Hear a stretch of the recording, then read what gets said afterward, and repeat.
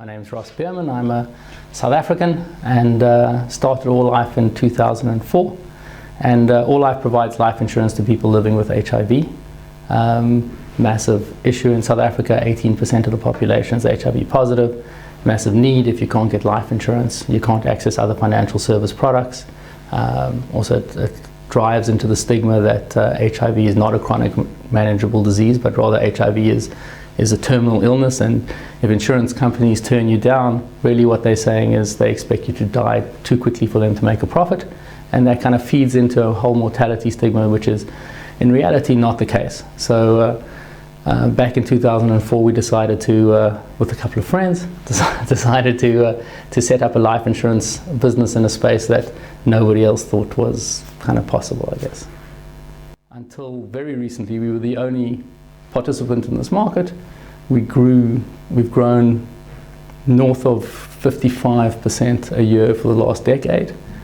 We have about 350 people working in the business in South Africa, and we'll add about another 100 people this year. And we're growing into this 18% market. And other people have theoretically started to offer product, but in the traditional life insurance way. I studied engineering. I was an engineer for 3 years and 1 day.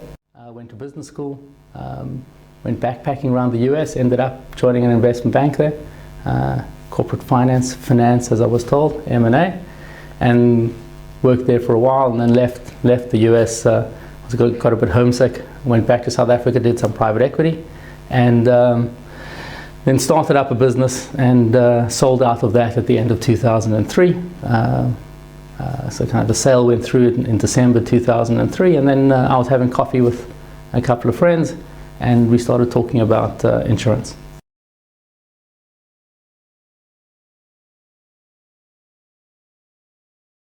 So firstly, insurance for me was an interesting place to be entrepreneurial, because nobody wants to be entrepreneurial in insurance. I'm yet to meet anybody who's excited to be in. Well, there are people who are happy to be in insurance, but there's nobody grows up wanting to go into insurance, and it's a place where pretty much everybody thinks a couple of 100-year-old industry. There's nothing to be done. It's all been done before. I mean, if you talk to entrepreneurial people, generally they're looking at IT or biotech or something cool, and there's nothing cool about insurance. So I thought that this has to be the place where there is opportunity. And for me, in South Africa, the biggest unserved market are people living with HIV. And when we looked at it, we said, surely insurance is, you can just price insurance. If somebody's going to die tomorrow, you can give them insurance. It's just going to be very expensive, but surely you can do that. What do these insurance people know? they surely haven't been paying attention. And we spent a bit of time looking at that and found that they had actually paid attention. But the problem with people living with HIV is that there are two big segments. There's a group of people who are doing the right thing, and they are going to live a very long time. And there are a group of people doing the wrong thing, and they are not going to live a very long time. And nobody sits at the average. So if you price a product at the average, what it means is that you price it too expensive for the people who are doing the right thing, and they won't buy the product. And you price it too cheap for the people doing the wrong thing, and they will take the product, which means you actually end up having to price for people doing the wrong thing, which is very, very expensive and a pointless product to issue into the market. So we said, okay, what we'll do is we'll ask some clever questions, and we'll figure out who the people are who are doing the right thing, and then we'll just give them insurance. I mean, how difficult can it be?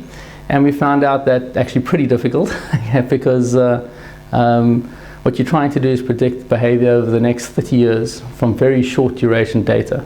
And insurance companies had in fact tried to do this, because that's how insurance companies work, right? So insurance is, the past is a predictor of the future. So unlike in asset management, that's a disclaimer. In insurance, that's the way it's done. If you walk into an insurance company and you used to smoke, or you are a smoker, you are assumed to stay a smoker. You can't go in and say, give me life insurance, I'm going to stop next week. Just give me a price that as if I've stopped, because definitely I'm going to stop. So no life insurance company will do that. Your past is the predictor of your future mortality, your future path.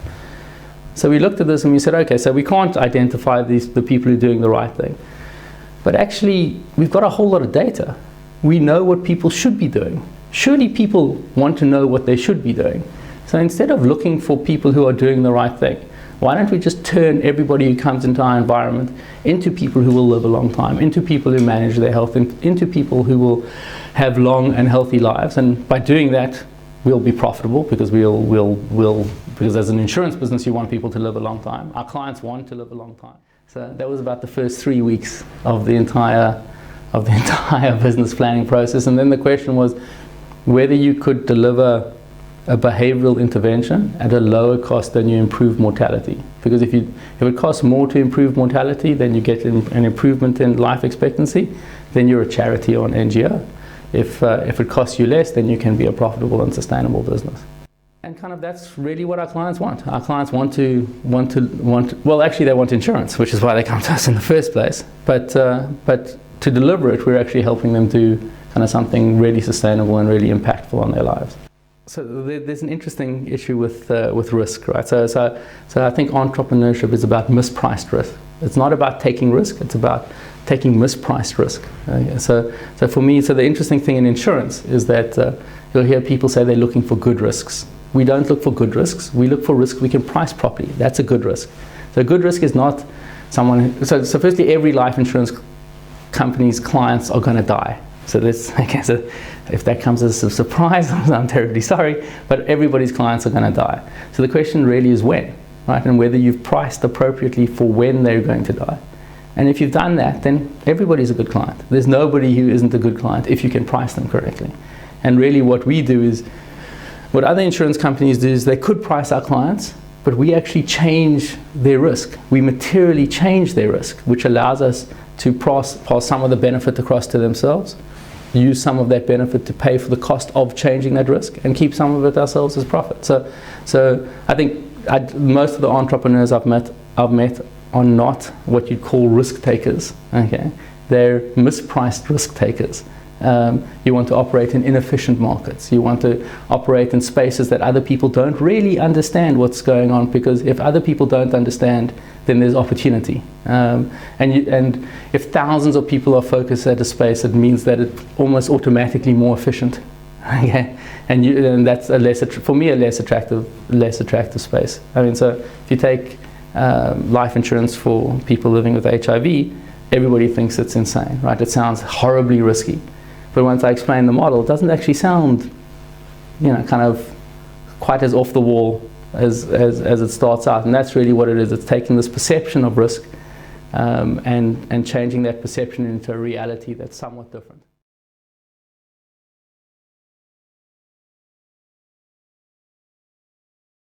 So there are some very entrepreneurial people that come out of South Africa, and there are some great entrepreneurship stories that come out. But the environment itself is not supportive of entrepreneurship.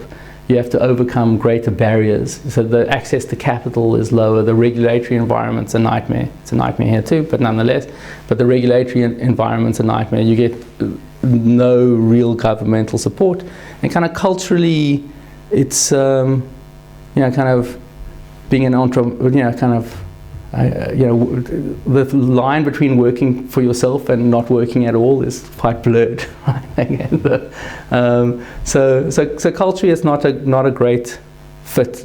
That being said, there's stresses and strains in the South African environment. There's high unemployment. There's lack of skills. All these actually drive towards entrepreneurship. So they drive. You've got to find a way. You've got to make a path. You've got to do your thing. Otherwise, you can't generate income and revenue and all that kind. So that drives a certain entrepreneurial behavior. Then, if you manage to succeed, the barriers to entry, the barriers for other people to follow you, are actually much higher than they would be in other environments. So.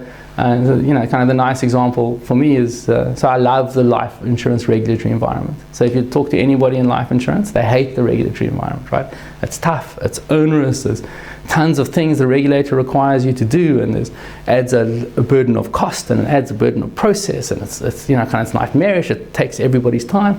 It's like, what a pleasure, because people can't enter the industry pretty much anymore, right? Because when we started, our regulator was born in the same year. Okay, so to start a life insurance business now, surprisingly, you need to have some life insurance experience. Okay, fair enough. That seems like a sound regulation. Regulation didn't exist when we started, right?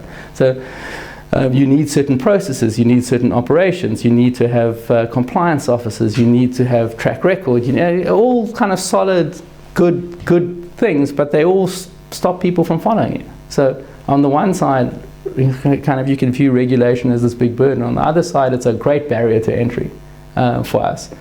It also distracts all the incumbents because it gives them something else to focus on.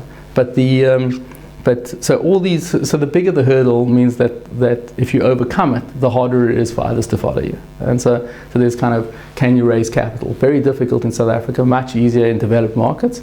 But if you succeed, you've got over a hurdle that's very hard for other people to climb after you. So the competitive environment is reduced if you make it past. And people, people complain that big corporates never, whatever, they kind of are slow and won't do stuff. But the reason there's opportunity is because big corporates are slow. And so often the fact of these things that make society less efficient are the places that create opportunity. So it's kind of counterintuitive a little bit that the exact reasons people complain about why it's hard to do certain things is why if you actually succeed, it's hard for other people to follow you. And that's so it is hard to be an entrepreneur in South Africa. It's hard to access finance. The regulatory environment's tough. South Africans are very entrepreneurial. There's an environment that requires people to be entrepreneurial because of the limited rate of opportunities.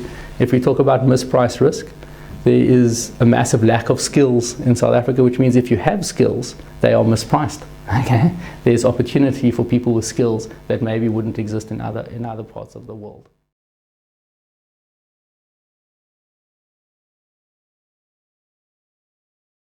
Well, so firstly, people think you're insane. Okay, so when you explain to people that you're looking to, so firstly, when you're looking to start a life insurance business, most people do it with a ton of capital, right? I guess that's one minor issue if we park that for a moment. The other thing is, there's a reason nobody wanted to enter this piece of the market. Okay, and the reason they didn't want to enter this piece of the market is it appears very highly risky. Right? It appears like it's a very bad idea. And really, what we had to do is we had to. So once you tell the story, once you explain that you're going to change people's mortality, that you're going to help them live a long time, that's all well and good. But then people go, well, okay, now show me you can do it, right? So I mean, the hardest thing was kind of getting through the long duration it actually takes to deliver stuff.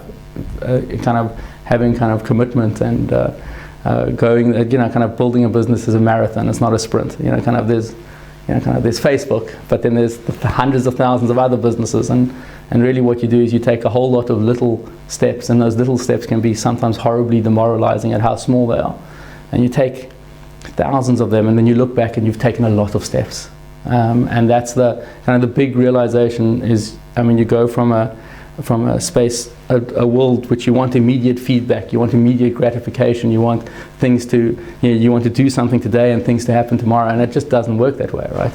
You have to do something today, tomorrow, the next day, the day after that, and keep on doing it. And then after a while, things gain momentum and things get moving. And it's that realization of time, and for me, kind of patience is to call it the capitalist friend, the entrepreneur's friend. If you can stick the road has great rewards, but it's sticking the road is really, really difficult. So there are kind of interactions along the way that were challenging. So kind of raising capital initially, but I come from that space, which made it a little bit easier. But kind of venture capital, private equity, debt, we've got now an insane number of financial instruments. We've got seven people out of McKinsey, right? So one of my friends was leaving McKinsey. The other is a doctor. He comes out. He was CEO of a medical business. And what it meant, though, was between the three of us, we had immediate credibility with quite senior level people in corporates, which I think most younger entrepreneurs struggle with, right? So we could actually call people up and we would be seen, maybe only once, okay, and you stuff up. So we could open a door. And sometimes the issue is opening the door. Sometimes the issue is what you're going to say when you're on the other side of the door. So you get one opportunity to kind of destroy your reputation, if you will. Okay, but often, so we had some credibility already built up, which allowed us entree into an environment that a lot of people wouldn't get to see. So you come in with a level of credibility, and I think a lot of people struggle with that initial, kind of, I have a great thing, I have this wonderful concept, this wonderful idea. I would say that ideas are cheap. Okay, so great ideas are less cheap, I'll grant you that, but ideas are cheap. It all comes down to delivery. Can you actually make it happen? Kind of the best ideas in the world we've probably never heard of because nobody actually managed to bring them to fruition. And it's the combination of the two, and getting that delivered is difficult. So then we spent the next year and a half building the IT systems to actually drive this. So we linked into the healthcare industry of South Africa. We've got lots of cool IT pulling data, and we can tell what our clients are doing, and then our system tells us how to intervene. So we'll get a CD4 count. Our clients give us permission to access their data. We get their information. We see this CD4 count was that, something 6 months ago was something else, 6 months before that was this, and it means that they should be doing X, Y, or Z. And it pops up on a call center agent screen, and we call our clients and we go, "Hi, John, you really need to go back to your doctor and discuss this kind of issue because you really need to intervene." And what we see is our clients get healthier, our clients live longer. There's this joke, and I read it probably on LinkedIn or Facebook or whatever, but there's the comment that you give up an 8-hour-a-day job so you can work for yourself for 12 hours a day, right? Or 24. Okay. And that's the reality. The reality is it's not the cool entrepreneur life. That maybe you get it a little later, right? Okay. But when you start out, it is an insane amount of work, and some of it is real drudgery. You got to accept you don't only get to do the cool stuff. The cool stuff is the strategy and the thinking and the planning, and then you've got to do. And doing means doing a ton of the very small stuff that in big organizations other people do, I guess. But you have to be willing to do everything. You've got to be the person who buys the printer paper because somebody needs to do that. But you've also got to turn around and have a meeting with the CEO of a massive company and explain to them that your legal department, their legal department is going to look at this SLA. Tomorrow you go, well, your guys are going to have to look at it. You leave the meeting. You are the guys, okay? You are the legal department. You take the contract. You're up all night because their team is up all night. And you come back the next day and you go, my guys had these kind of comments, right? You've got to accept that there's an insane amount of drudgery that you are going to do. And everything takes dramatically longer than you think. Dramatically longer. When we started, we got asked, how long is it going to take before you launch? And we actually thought 3 months, kind of in our hearts, we thought 3 months. Because it seems insane to think that anything can take longer than 3 months, right? You can do anything humanly possible can be done in 3 months. So we said 6 months, and we launched in 2 years. It took us 2 years. Okay, so you have no idea how long things take, and how tough some of the things are.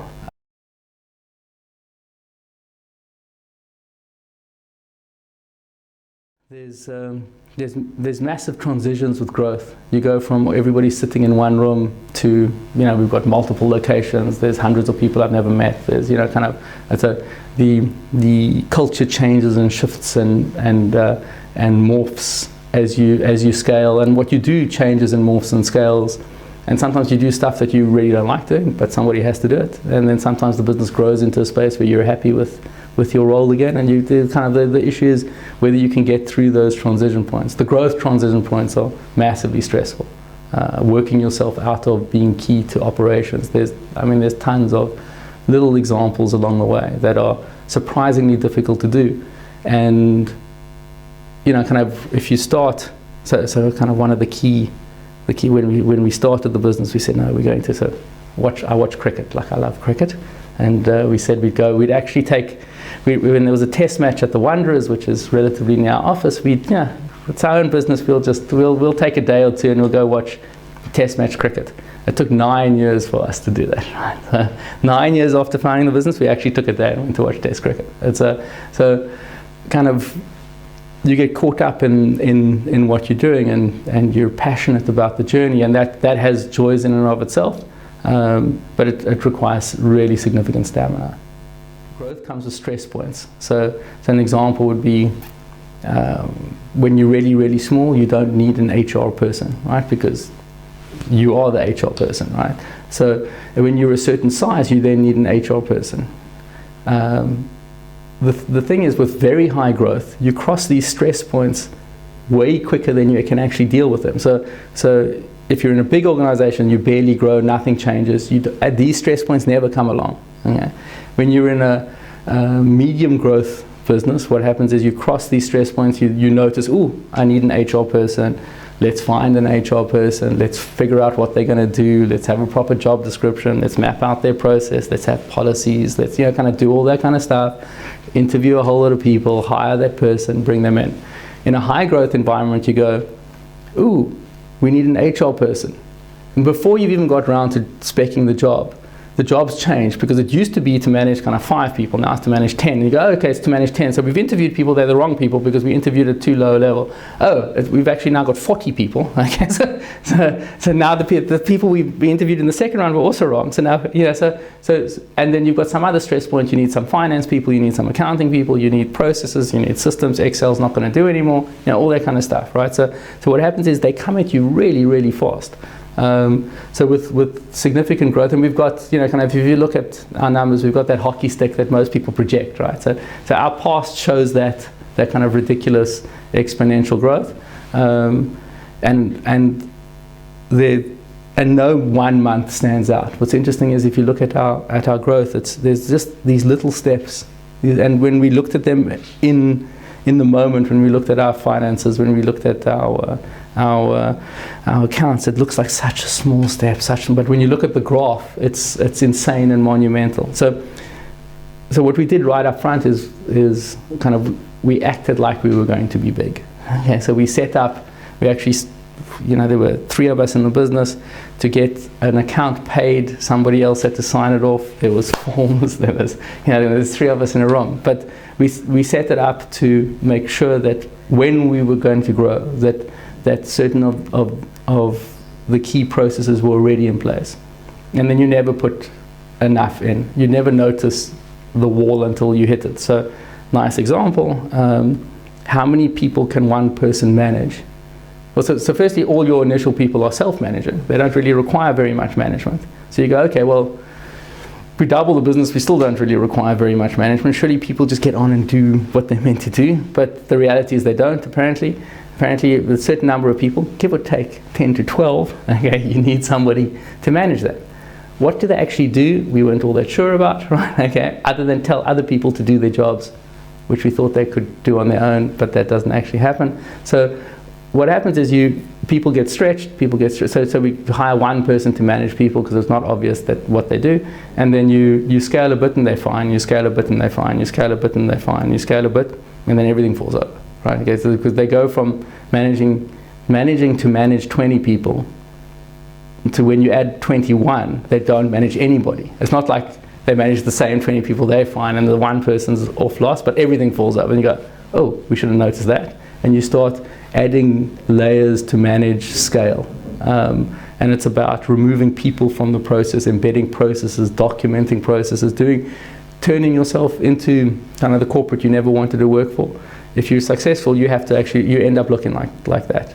Except we have table tennis tables and stuff like that. Okay, so, and nobody has an office. But and the only time I wear a suit and tie is when I'm in London, okay, or New York, and certainly not in Johannesburg. But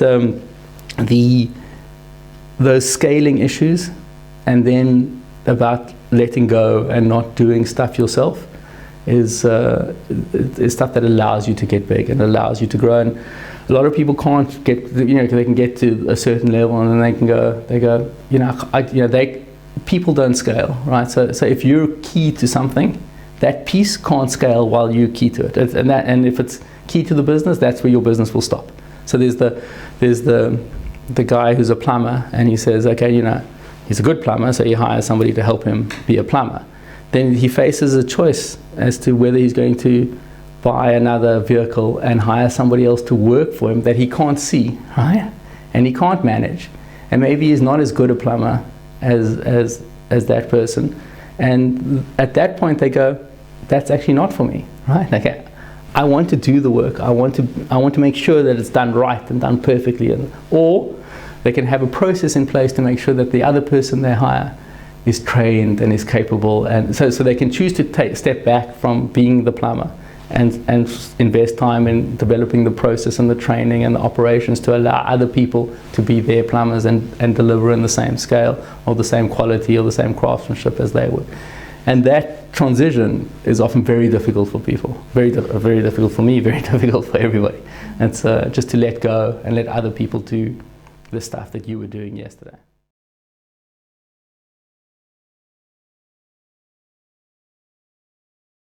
What we've done is we've started to deliver product to diabetics. So that's 8.5% of South Africa. So that, in case people can't do the math, our niche is now like over 26% of the South African employed population, which is a fairly huge niche, and we're largely uncompeted. So when it comes to diabetes, we can do some similar things. We can change people's mortality. We can give them kind of a real-time great experience in when they apply for life insurance. We can make it easy, we can make it affordable, and we can kind of walk the long path with our clients. So we're doing that in South Africa, and we're starting to roll out in South Africa and grow that business in South Africa. Diabetes is 8.5% of the world's population. So in the UK there are 4.1 million diabetic adults. In the US there are 33 million. In India there are 98 million. In China there are 135 million. So clearly this is a big market wherever you go. And it's largely underserved by life insurance businesses for the same reason that HIV was underserved in South Africa. So we're growing into this market in South Africa. And simultaneous to that, we're now in discussions with some of the largest life insurance businesses in the world to deliver product to diabetics in their market, and we would stand behind them. So we would, you'll never see our brand. It'll be kind of AllLife inside, but kind of big brands starting to deliver product to diabetics, which are kind of big numbers of people in around the world, and kind of we'll be in the background helping support the process, kind of walking the path with the client on their behalf, doing a chunks of the admin, and actually being able to price and manage the process. So if you are diabetic, you can kind of theoretically get life insurance. It's just really not easy and pretty expensive, and we can kind of change that model. So we think it's pretty exciting. The life companies we've engaged with think it's pretty exciting, and I think that although things take forever, right? so probably sometime in where are we? Sometime towards the end of 2016, you'll probably see people starting to market diabetic products, and maybe you'll think back to this interview and you go, well, I wonder. And probably we're in the background.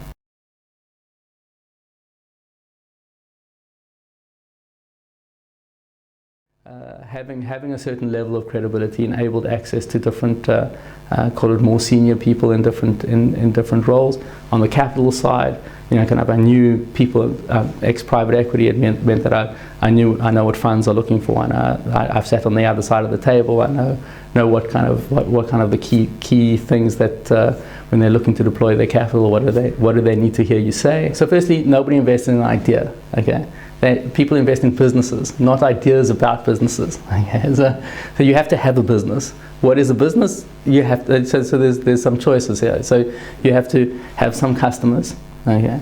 You can be post-revenue. You can actually be able to generate some money. You may not be making any money, but you've generated some. Okay, or you can be post-profit. So those are kind of you have an operate. So kind of you've proved the concept by having a few customers. You post-revenue and you post-profit, and those are the kind of different spaces, and different funds will focus in those different areas. So, and if you go talk to a fund that's not focused in your area, it doesn't make a difference what you have, right?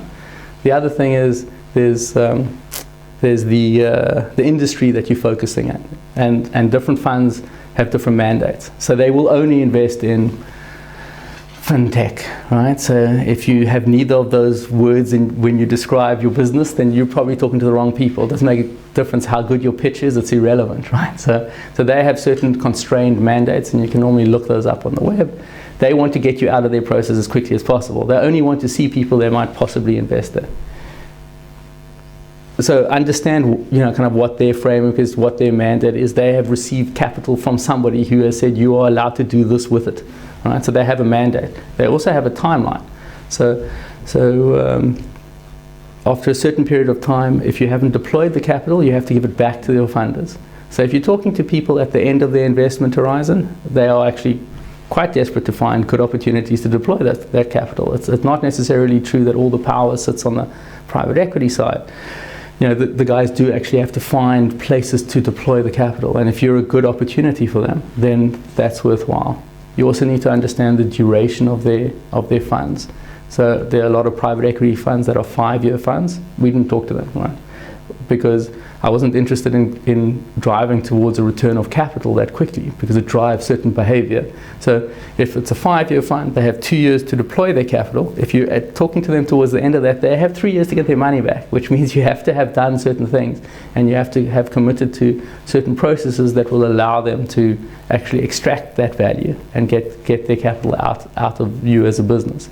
And so if you understand where they're coming from, you can go, well, these are the funds that actually focus on my areas. These are the guys who actually are still looking to deploy capital. They're long enough duration. If they only talk about being in kind of a post-revenue environment, then make sure you talk about that. Make sure you highlight where you are in the business development stage, what kind of know what the key challenges are coming. So you know about the problems that come with scale and the problems that will come with growing an organization. Be able to talk to it, highlight that you've thought through the business, have a proper financial model that you built, right? Okay. Because doing it, whether or not your numbers make any sense is one side. The other side shows that you've thought about it, right? So it shows that you've given thought to kind of the implications of how the business is going to turn out. And that indication of thought and awareness, and if people ask questions, let them ask the questions. You should know the answers, because the questions they ask should be relatively obvious, right? And you should have asked them before. And kind of part of the interaction is to see that you've thought about it. Okay? The other part is to see whether your answers make any sense at all, right? So you need that combination. And then it's like anything else, you get better with practice. So if you're going to try and raise capital, choose someone you're not expecting to succeed with first, and practice. And then choose somebody else you're not expecting to succeed with, and practice again. It's like job interviews, it's like dating. I don't know, the first time is always a little confusing. So learn a bit, practice on not your best possible candidates. Don't just go talk to one party. Largely nobody's looking to steal your idea. Okay, so I'm paranoid. I was paranoid. We raised capital so most of the capital providers actually are insurance companies.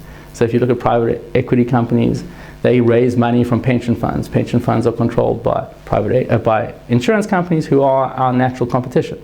So we didn't go to any of the traditional private equity funders. The first funders we found were great bunch of venture capital guys who were largely focused in agriculture. And we told them our story, and it wasn't in their framework, it wasn't in their mandate, but it's a great story. And we explained why we were talking to them, and there's specific reasons why we were talking to them, and that resulted in our first investment. But they were totally out of our world. They were, kind of goes against everything I've just said, but in particular, kind of if you're in the insurance world, you're somewhat constrained, or you're constrained slightly differently.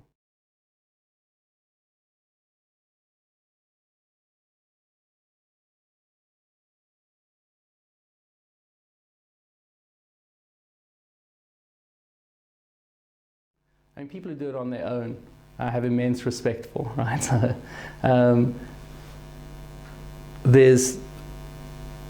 So what we did as a team is we take different roles, and different people have different strengths Coming out of iBanking or consulting, you think you can do anything, right? You really believe you can do anything, and I still believe that you can do anything for a day, maybe for a week, for a month.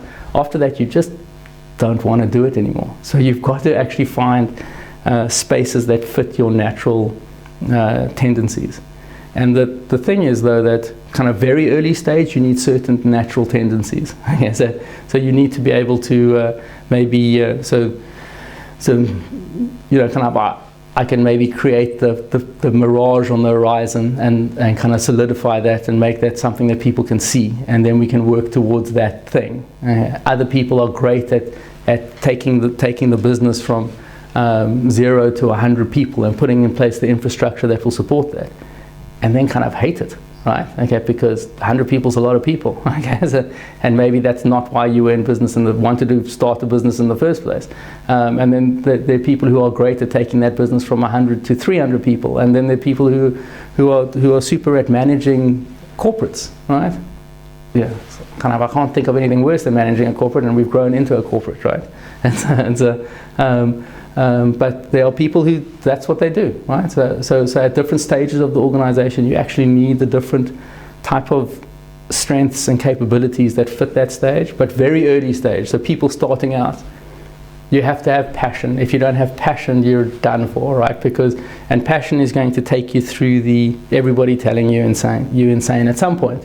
At some point, you're going to think, I could earn so much more going to work for somebody else, doing something really arbitrary. Okay, I don't have to worry about where people's salaries are coming from. And people never seem to worry about that kind of thing themselves, but you worry about it, and you use all these stresses, you can just take them away. And the question is, in the main, are you doing something you enjoy?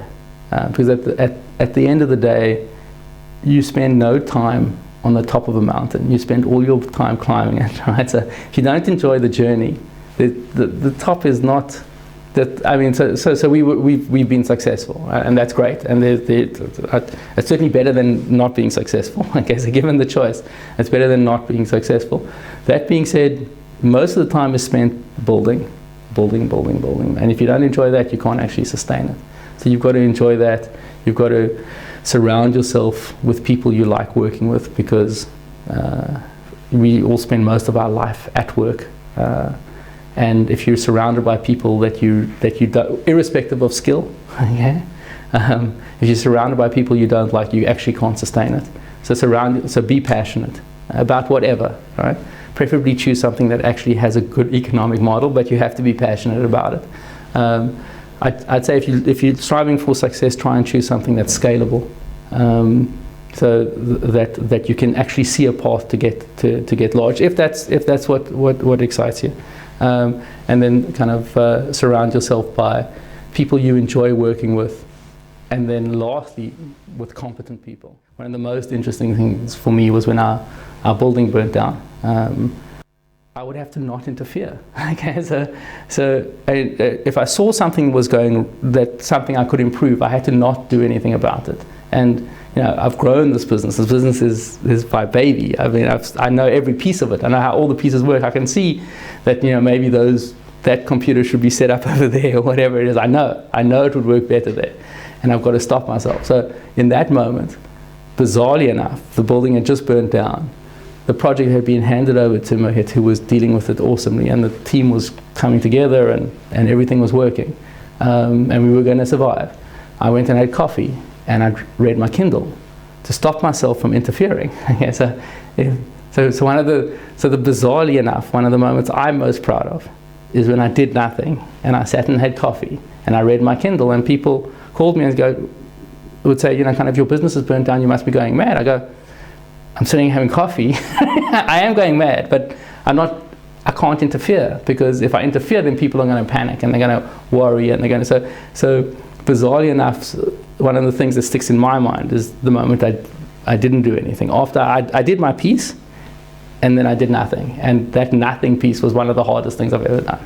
Yeah, so that's an example. But at other times, you've got to if things were going wrong, and things were going badly, and things were falling over, then it would have been a different response. And doing nothing is the very bad idea in that particular situation. But that for me is one of kind of, I don't know, is that leadership? I don't know, but it's getting out of the way when your people have direction.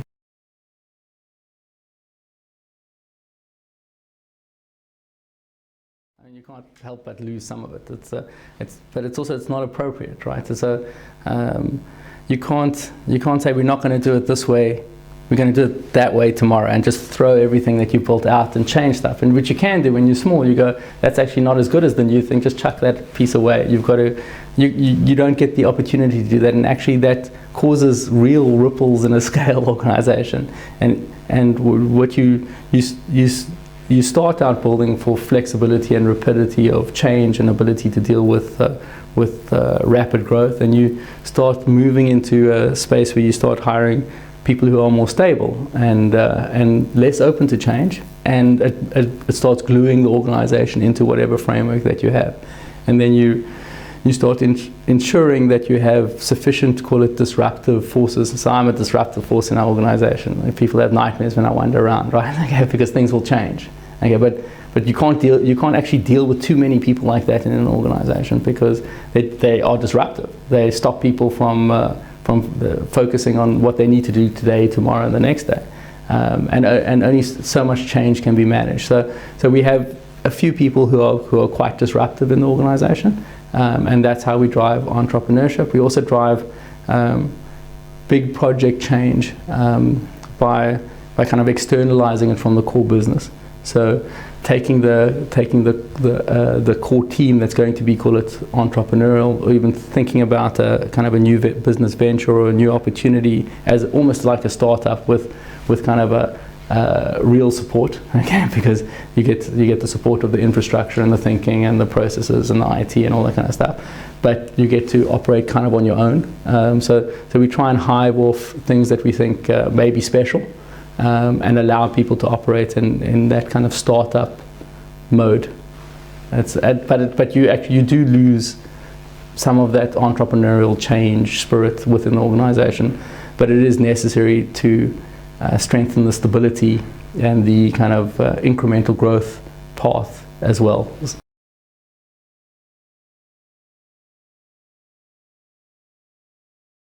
And there's a great book called The Hard Thing About Hard Things, and kind of he describes nice moments there about being an entrepreneur, and there are no answers. They're just tough moments, and you either make them through or you don't. But the biggest thing is kind of time and drudgery. You do a ton of stuff you're not going to enjoy.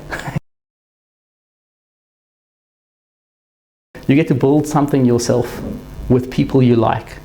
And that's just a cool way to spend your time, right? And you have to be happy with the way you spend your time. Sometimes the cool thing that you built is valued not just by you, but by lots of people. And then what you've got is a successful venture, right? But you don't have a successful venture unless you enjoy building the thing with the people you build it with. And you get the opportunity to do that, and almost nobody does. Most people get to do something, they build somebody else's business or environment, and they don't really see themselves as building part of it. They get to work with whoever kind of gets allocated into their environment, sometimes nice people, sometimes not so nice people. But they don't get to have such control over their environment. They also don't get all the stress and all the other kind of stuff that comes with it. But you get to climb a mountain with people you like. And sometimes you make it to the top, and sometimes all you did was climb. Okay, but that's okay, because climbing is fun too. But it's not a right road for everybody. I don't think everybody should be an entrepreneur. I think it's soul destroying for people who it doesn't fit what they actually want or passionate about. And for those it fits, nothing else will fit.